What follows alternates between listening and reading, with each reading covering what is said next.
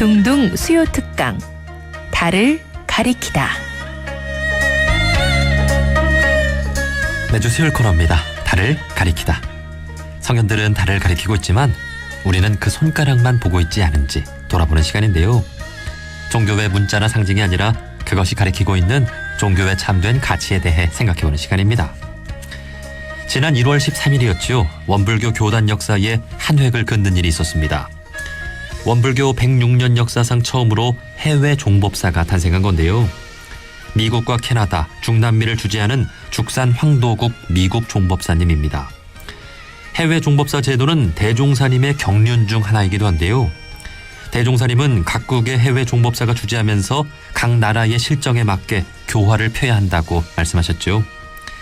오늘은 원불교 첫 해외 종법사 탄생의 의미와 앞으로 인류 사회를 위해 원불교가 해야 할 일은 무엇인지, 원불교 제가 출가를 대표하는 조직이지요. 원불교 중앙교의회 의장이신 승산 김창규 의장님과 말씀 나눠보겠습니다.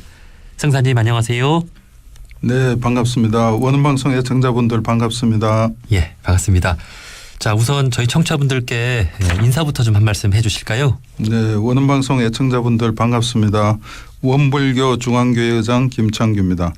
올해는 우리 국민 모두가 함께 조심하고 좀 더 노력하여 코로나를 이겨내고 활기찬 일상을 회복하기를 기원합니다. 네.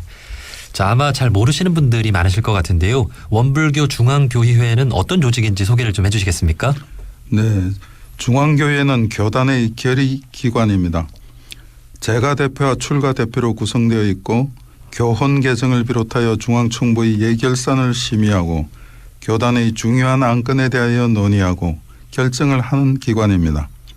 국가로 보면 의회의 기능을 담당한다고 보시면 되겠습니다. 전체 중앙교회 의원이 950명 정도인데 이 중 약 40%가 제가 의원들입니다. 인류 역사상 어느 종교단체에서도 유례가 없는 사례로 교단의 운영에 제가의 참여가 활짝 열려 있어 원불교의 자랑이라고 하겠습니다. 예. 제가 출가가 거의 반반으로 원불교를 운영하는 데 있어서 관여하고 있다. 그 성별도 거의 반반이라고 볼 수 있나요? 네, 그렇습니다. 예. 자, 원불교 교단 운영에 있어서 이런저런 또 크고 작은 결정들을 하는 곳이 바로 중앙교의회인데요. 그 보통 원불교 최고 의결기관하면 수의단회가 알려져 있는데 이것과는 어떤 차이가 있는지요? 네, 그렇습니다. 앞서 말씀드린 대로 중앙교회에는 제가 출가가 함께 모여 교단의 중요한 사항들을 함께 협의하고 하는 그런 기능을 하고 있고, 다만 최종적인 결정은 종법사를 단장으로 하는 수의단회가 합니다. 중앙교회는 제가 출가 대표가 폭넓게 참여하여 함께 교단의 중요한 문제를 협의한다는 의미가 크고 양원제를 채택하고 있는 국가의 하원에 해당하는 기능을 수행한다고 보시면 되겠습니다. 예. 자, 최근 원불교 제도 혹은 운영에 있어서 아주 역사적인 일이 있었습니다. 바로 지난 1월 13일이었죠. 원불교 중앙총부에서 첫 해외 종법사님이 탄생한 건데요. 죽산 황도국 미국 종법사님입니다. 자, 첫 해외 종법사 탄생의 의미에 대해 설명을 좀 해주신다면요. 네. 해외 종법사는 대종사님과 역대 스승님들의 경륜으로서 오랜 세월에 걸쳐 교단의 큰 숙제 하나를 해결한 쾌거라 할 수 있습니다. 전산 종법사님께서는 교도가 많아서 교화가 되는 것이 아니라 원불교도 대각을 이루신 대종사님 한 분이 계셔서 우리 교단이 있는 것이고, 깨친 한 분이 있어 각국의 실정에 맞는 교화를 함으로써 법이 전하여질 수 있는 것이라 하셨습니다. 다른 하나는 그동안 해외 교당을 내는 일이나 현지에서 교화 전략을 짜는 일이나 현재의 사정에 정통하지 않은 중앙총부가 관여하고 결정을 해온 관계로 절차적 합리성이 부족한 점들도 없지 않았습니다. 이런 점에서 명실상부한 자치 운영을 통하여 현재의 실정에 맞는 교화를 할 수 있게 되었다는 점이 또 하나 큰 의미가 있다고 하겠습니다. 예. 자, 원불교의 첫 해외 종법사 탄생의 의미에 대해서 말씀을 해 주셨는데요. 그 교단 조직이나 운영에 있어서 우리 원불교와 비슷한 종교로 거론되는 것이 바로 좀 천주교가 있죠. 천주교는 교황님은 한 분이신데 원불교는 이제 중앙 종법사님 외에도 해외 종법사님이 앞으로 계속해서 나올 거로 예상이 됩니다. 자, 앞으로 좀 어떤 좀 차이가 있다고 볼 수 있을까요?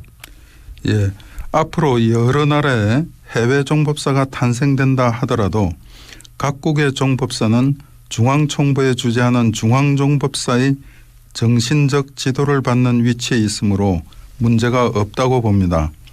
대종사님과 역대 스승님들께서 굳이 종법사라는 호칭을 쓰신 데에는 미래 시대를 예견하시고 그만한 이유가 있고 큰 뜻이 담겨 있다고 봅니다.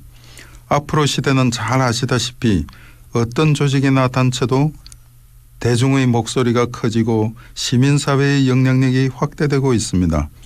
운영은 수평적 조직 문화로 이루어진다 하더라도 결정적인 문제나 방향을 확실히 하는 문제에 있어서는 리더십의 가버넌스 또한 중요합니다. 지도력의 권위를 담보하기 위해서는 종법사의 호칭이 필수 요건이라고 생각합니다. 예, 예. 자, 앞으로 이제 미국 종법사님이 탄생한 만큼 각국의 종법사님이 탄생하는 미래도 그려볼 수 있겠죠? 네, 그렇습니다. 대산 종사님은 미국에 교당이 2개 있던 시절에 종법사를 파견하려 하셨다고 합니다.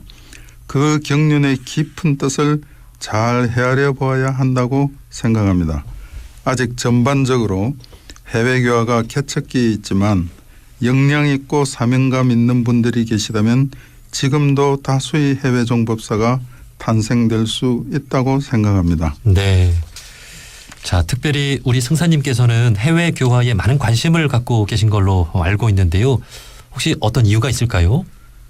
해외 교화에 대한 관심이라기보다는 우리 교법이 인류를 낙원 세상으로 인도할 수 있고 세계 평화를 이룰 수 있는 미래의 불법으로 확신하기 때문에 해외에서 교화에 수고하시는 교무님들이 소중하고 아직은 해외 교화로 보면 창업기라 고생이 많을 수밖에 없고 해서 자연히 마음이 가는 것이라고 하겠습니다. 네. 역량이 부족하여 두루 살펴드리지 못하고 있습니다.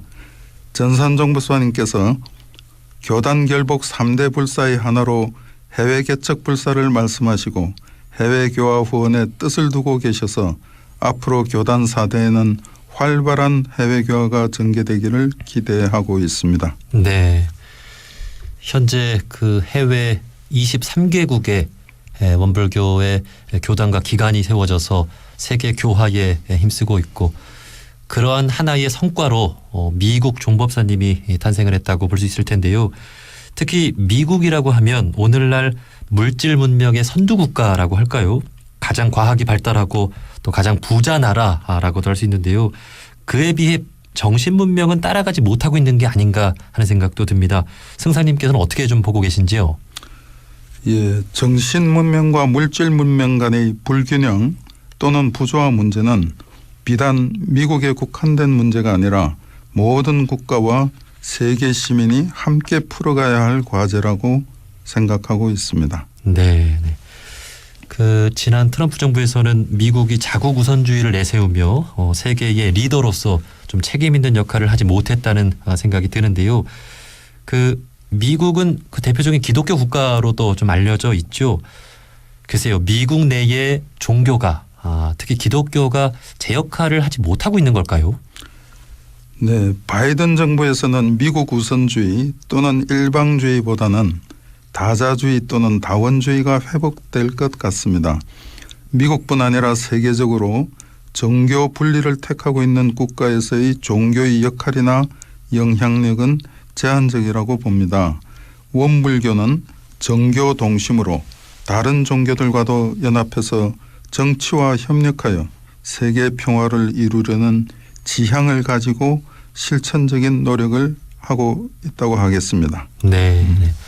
이제 미국 그 종법사님께서도 취임하시는 말씀으로 이제 미국의 도덕이 살아나게끔 하겠다 이런 말씀을 해주셨는데 앞으로 또 기대를 해보도록 하겠습니다. 자, 사실 그 미국뿐 아니라 우리나라에서도 종교들이 사회에 모범이 되지 못하고 있다는 지적이 있습니다. 그 대표적인 것이 코로나19 확산의 원인이 되었다는 건데요. 이를 보면서 승사님께서도 느끼신 바가 좀 있으실 것 같습니다.